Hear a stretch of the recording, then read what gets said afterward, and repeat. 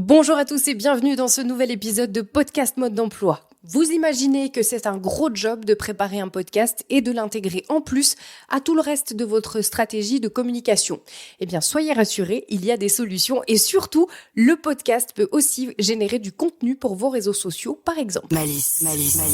Podcast. Mode d'emploi. Que vous soyez entrepreneur, passionné par ce que vous faites ou indépendante/indépendant ou même simplement curieux du monde du podcasting, vous êtes au bon endroit. Dans Podcast Mode d'Emploi, je vous dévoile tous les secrets du podcast, comment l'utiliser pour booster votre entreprise, capter l'attention de votre audience ou tout simplement faire passer votre message de manière authentique et impactante. Vous n'imaginez pas tout ce que l'on peut faire avec un peu de malice. Alors oui, souvent quand on lance un podcast, on pense contenu, sujet, le micro, quel format on va faire. Mais ce qu'on oublie parfois, c'est que le podcast, c'est pas juste un canal supplémentaire. C'est un outil super stratégique qui peut s'intégrer complètement à ce que vous faites déjà en communication qui va amener un plus. Quels outils est-ce que vous utilisez déjà pour diffuser votre message ? Si vous avez par exemple une newsletter, eh bien imaginez que vous pourriez intégrer un épisode de podcast dans chaque édition, un complément naturel à vos mails. Donc vous allez non seulement capter l'attention de vos abonnés différemment, mais aussi offrir plus de valeur à votre newsletter. Si vous êtes actif sur les réseaux comme Instagram, Facebook, LinkedIn, peut-être même les trois ou d'autres, là aussi le podcast devient une mine d'or pour tous vos contenus. Avec un seul épisode, vous pouvez faire plusieurs posts. Vous pouvez le transformer en stories, en reels, en posts, tout simplement aussi pour le promouvoir. Visualisez un instant la facilité de pouvoir alimenter vos réseaux en contenu de qualité sans repartir de zéro à chaque semaine en plus. Chaque épisode peut aussi être réutilisé pour servir un besoin particulier. Selon le contenu de votre épisode, vous pouvez aussi en reparler même plusieurs semaines plus tard. Imaginons que vous avez traité d'un sujet et que quelques mois plus tard, il est dans l'actu, il sort dans les médias, il y a un scoop sur ce sujet-là. Eh bien, sautez sur cette occasion, vous reprenez le contenu qui est déjà existant et vous le partagez très rapidement. Ça fait que vous êtes très rapidement sur le marché, sur un sujet qui est d'actu et qui cartonne, pour lequel il y a de la recherche. Donc forcément, on va tomber sur votre contenu et c'est du travail que vous aviez déjà fait en amont. Donc pas besoin de se replonger maintenant là tout de suite sur quelque chose et devoir créer, c'est déjà là. Vous pouvez aussi reprendre une citation marquante qui fait partie de votre épisode, vous la transformez en un visuel puissant que vous pouvez partager sur vos réseaux. Vous pouvez aussi ajouter un extrait audio pour ceux qui préfèrent écouter. Vous créez en fait du contenu une seule fois, mais vous pouvez le faire tourner sur tous vos canaux dans différents formats et ça sert votre marque dans différents formats aussi. Le contenu réutilisable, qu'on appelle dans le jargon le content repurposing, c'est une clé pour maximiser l'impact de vos efforts sans en multiplier le volume. Chaque minute que vous investissez en créant du contenu à partir de votre podcast est optimisée. C'est une sorte de stratégie de réutilisation à l'infini que vous pouvez décliner dans des formats qui touchent des audiences complètement variées aussi. Vous connaissez certainement la loi de Pareto, qui est aussi appelée la méthode 80-20. Elle marche aussi ici, vous fournissez 20% d'efforts et il vous sert à 80% de votre communication. Alors je vous vois venir avec la question, mais est-ce que je vais pas me répéter partout ? Alors oui, c'est une vraie peur. Si je dis ça dans mon podcast, pourquoi le remettre en post ? Mais justement, c'est là que c'est hyper stratégique. Vous partez d'un contenu long. En effet, le podcast se veut de durer plusieurs minutes. Il a d'ailleurs un temps d'écoute moyen de 30 minutes. Et vous le transformez en morceaux choisis, en accroches percutantes, en teasers attrayants, très courts, pour des formats plus adaptés aux réseaux sociaux, mais qui vont ensuite attirer votre audience sur votre format long. Et alors là, sur ce format long, vous pouvez vous lâcher. Rendez-vous compte de la richesse de ce que vous pouvez partager en 30 minutes, qui aujourd'hui peut dire que sa clientèle a 30 minutes d'attention sur ses produits. Eh bien, les podcasteurs. Et répéter, c'est loin d'être une faiblesse. C'est même une stratégie gagnante qui existe depuis des décennies. On le voit si souvent avec la publicité à la télé, par exemple. Celle qu'on nous a martelée même quand on était gamin et dont on se rappelle encore aujourd'hui. Je suis sûre, si vous êtes né dans les années 80 et que je vous parle d'un singe en salopette qui fait la lessive, vous savez tout de suite de quelle marque je vous parle.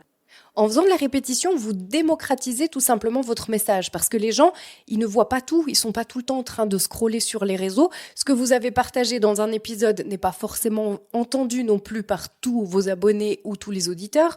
Visualisez le processus comme un cercle vertueux. Chaque répétition sur un autre canal fait progresser la prise de conscience et la connaissance de votre marque.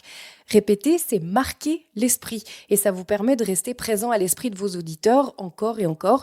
Et de cette façon, vous installez un ancrage dans l'esprit des gens jusqu'à ce que ce soit gravé Comme le singe qui dit au mot micro, c'est gravé et on s'en rappelle même 30 ans après. Si je prends mon exemple, je me sers de mes podcasts pour alimenter mon site, mes réseaux, mes formations, mes ateliers. Un seul épisode me sert plusieurs fois et je gagne un temps précieux parce que je pars de quelque chose que j'ai déjà créé avec du cœur et de l'engagement. Ça permet de garder l'énergie créative sans repartir de zéro à chaque fois et de pouvoir s'en servir un petit peu ad aeternam. Et vous ? Où est-ce que vous voulez aller avec votre podcast ? Imaginez que chaque épisode soit une brique stratégique qui vient compléter vos autres actions. Vous pourriez par exemple utiliser le podcast pour introduire vos services dans une série d'épisodes qui expliquent, qui détaillent, qui approfondissent ce que vous proposez. Vous pouvez aller très loin dans l'explication de ce que vous offrez dans votre entreprise. Vous pouvez aussi créer des épisodes où vous répondez aux questions fréquentes que vous recevez. Moins de répétitions individuelles, plus de réponses collectives. Ça peut même être un élément qui est sur votre site internet, une FAQ comme on les appelle, Frequently Asked Questions. Et là, c'est quelque chose que les gens peuvent écouter. Ils ont aussi votre voix, un lien différent avec vous. Ça peut être aussi une façon de montrer votre expertise de manière assez subtile, sans être intrusif, tout en restant aligné avec votre stratégie de communication globale, mais vous avez un temps de parole élargi pour montrer ce que vous savez faire, montrer vos connaissances. Vous pouvez aussi même faire des épisodes de podcast pour l'introduction de vos nouveaux collaborateurs. Avant leur premier jour dans votre entreprise, vous pouvez leur faire parvenir un épisode qui leur explique les valeurs de votre entreprise, comment vous fonctionnez, les règles importantes qui sont en place au sein de votre entreprise. Et le jour où votre employé arrive, eh bien vous pouvez passer plus de temps à faire sa connaissance, à le présenter à votre personnel, lui faire visiter les lieux et répondre à ses éventuelles questions sur ce qu'il aura déjà écouté. C'est une approche dynamique, moderne, et vous intégrez votre personnel à votre entreprise de manière un petit peu différente, ce qui va le marquer aussi et qu'il pourra peut-être même partager avec son entourage. Si vous vous projetez là-dedans, eh bien vous verrez que vous n'aurez plus besoin de courir après l'inspiration. Le podcast, ça devient votre matière première, votre source de contenu constante qui aligne votre message sur tous vos autres canaux. Vous êtes plus efficace, plus cohérent et aussi beaucoup moins stressé par le besoin d'inventer constamment du contenu. C'est quelque chose qui prend énormément de temps. Rappelez-vous aussi que vous êtes expert dans votre domaine. Des choses qui vous paraissent si évidentes ne le sont pas pour votre clientèle ou votre future clientèle. J'ai eu le cas avec quelqu'un qui a fait des podcasts avec moi où il me disait « mais je sais pas qu'est-ce que je vais dire, qu'est-ce que c'est l'épisode ?» Et il m'a raconté une histoire, un truc qui pour lui était d'une simplicité qu'il pensait pas du tout intéressante. Et je lui dis « mais ça c'est le contenu de en tout cas 3 épisodes. » Parce que il n'avait pas ce réflexe en fait de penser que cette information-là pouvait être intéressante. Et je lui disais, moi c'est pas mon domaine, j'en savais rien. Et maintenant que tu me l'expliques, je trouve ça hyper intéressant, j'ai envie d'en savoir plus. Donc on peut le décortiquer, on peut aller assez loin. Donc en donnant des informations qui à vous paraissent simples, vous donnez déjà des informations importantes et très intéressantes à votre future clientèle ou à votre clientèle existante. Soyez rassurés, vous n'avez pas besoin de fournir un contenu très complexe qui vous demandera du temps de la recherche que vous n'avez pas envie de faire. Vous partagez simplement vos connaissances, votre expertise et vos compétences. C'est déjà énorme. Avoir un podcast aujourd'hui, c'est poser sa marque. C'est un signe de professionnalisme parce que vous assurez de la régularité, vous assurez une expertise.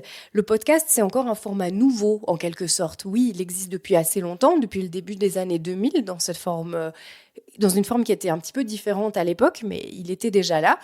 Mais les entreprises qui s'en servent pour communiquer, c'est pas non plus quelque chose qui existe depuis si longtemps. Et c'est un outil de positionnement vraiment puissant. Si vous êtes aligné, votre podcast avec vos valeurs, vos objectifs d'entreprise, eh bien, il devient plus qu'un simple canal.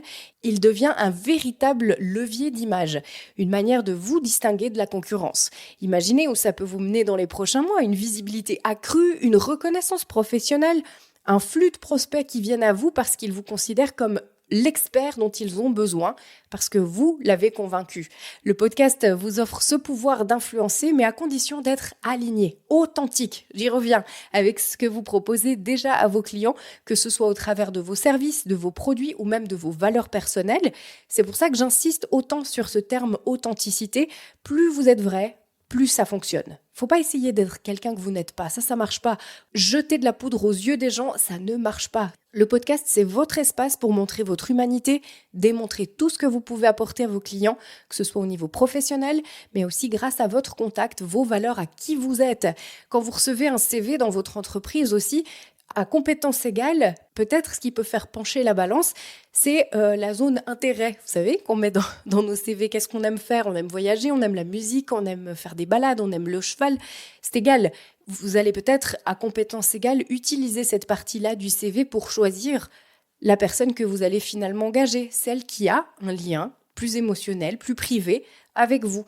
Eh bien, dans le podcast, il y a aussi ça. Vous donnez toutes vos compétences professionnelles, mais le petit bonus, eh bien, c'est qu'il y a votre personnalité avec. La zone intérêt dans le CV, elle est là. Bref, le podcast, c'est donc pas juste un bonus sympa dans votre com, c'est un pilier stratégique. Si vous l'intégrez dans votre stratégie globale et que vous le réutilisez sur tous vos canaux, je vous rappelle tout ce qu'il peut vous amener. Déjà, il va vous permettre de repenser la manière dont vous communiquez avec votre audience. On l'a vu aussi, il vous permet de répéter efficacement des messages clés sans être redondant et aussi de créer un contenu intemporel que vous pourrez exploiter pendant longtemps. Alors bien sûr, si vous avez des questions sur le sujet, n'hésitez pas à commenter cet épisode sur la plateforme où vous vous trouvez ou à me contacter via mes réseaux sociaux. C'est toujours un plaisir d'échanger avec vous et de pouvoir répondre à vos questions.